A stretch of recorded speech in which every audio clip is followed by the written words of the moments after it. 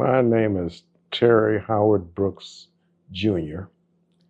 I was born on July 8th, 1947 in Washington, D.C., in what was called, um, oh boy, Freedman's Hospital in downtown Washington. Earliest memories um, were when I was about 5 or 6. Um, we lived in an area called Chapel Oaks, Maryland, and it was a small 2-bedroom home that my father, Terry Brooks Sr., built an addition for a 1-bedroom for my bedroom. This was before my sister was born. And one of the earliest memories I had was when my father adopted our family dog, whose name was Lady. Actually, we had 2 family dogs. The first family dog was a mixed breed dog that unfortunately ran away. We didn't even have enough time to give it a name. The second dog was Lady, and I was small, and I loved that dog, and I wanted to sleep with that dog and had the dog sleep with me, but my father put him out to bed and had him sleep on the floor. And my sister and I just loved that dog. He was very passive, very quiet dog, very friendly dog. And the dog was so quiet and passive that my little sister, who's 2 years younger than me, who was just a toddler at the time, used to grab the dog either by the mouth or by the tail and yank on it, but the dog would not bite her. It was very friendly and just gave her a friendly response, I'll put it that way. So another childhood memory I had was an emergency situation where I woke up in the middle of the night and I couldn't breathe. And not breathing, it was an emergency, so my father called 911 and called an ambulance to take me to the hospital.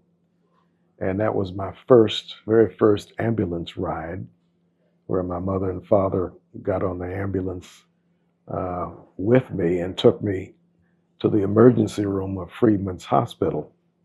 And that's when I hate to say this, but my first out-of-body experience and learned that there was some form of life outside of your own body, because I felt myself floating above my body as if my back was on the ceiling, looking down at the doctor working over me on a medical table, giving me oxygen, trying to get my breath back.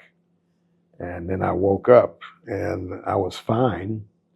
The doctor gave me an aspirin, and at that time I was so small, my father picked me up and carried me back home. They didn't know what the problem was. They just know that I'd caught my breath, and after that I was just fine. One of the things I learned early in my childhood, taught to me by my mother and father, was that we had responsibilities in the house, even as young children, and we were taught to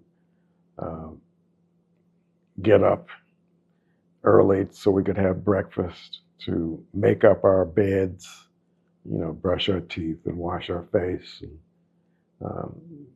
get ready to go to elementary school at the time. And that was part of our early childhood education, to know what your responsibilities were.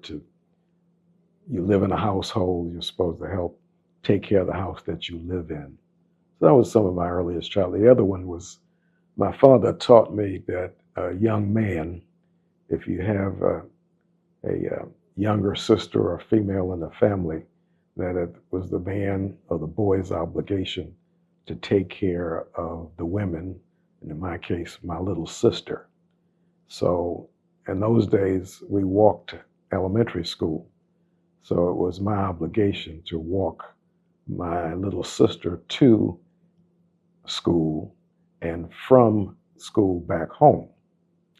And one of my earliest childhood memories was my first school fight, where We were walking home from elementary school, and a young elementary school boy pulled a penknife on my sister, and I felt obligated. I had to fight him off to stop him from hurting her.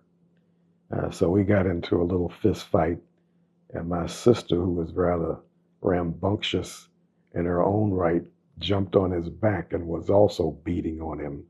So we ended that fight, but that was one of my earlier memories growing up. Um, we had a lovely childhood. My father, Terry Brooks Sr., uh, was college educated. Uh, he grew up in Houston, Texas, uh, went to college at Wilberforce University, got a bachelor's degree in biology. Uh, my mother, Evelyn Mike Brooks, also went to University of Atlanta, and she got her master's degree in social work. Um, so we had a very nice family environment. Uh, Mother cooked all the time. My father worked after he got out of the Army. He was a Tuskegee Airman, went to Tuskegee, Alabama, and learned how to be a pilot.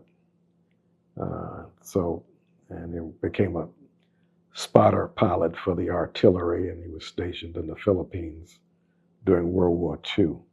Then they both decided to move from Delaware, where my mother was originally stationed to work as a welfare worker, to move down to New Jersey.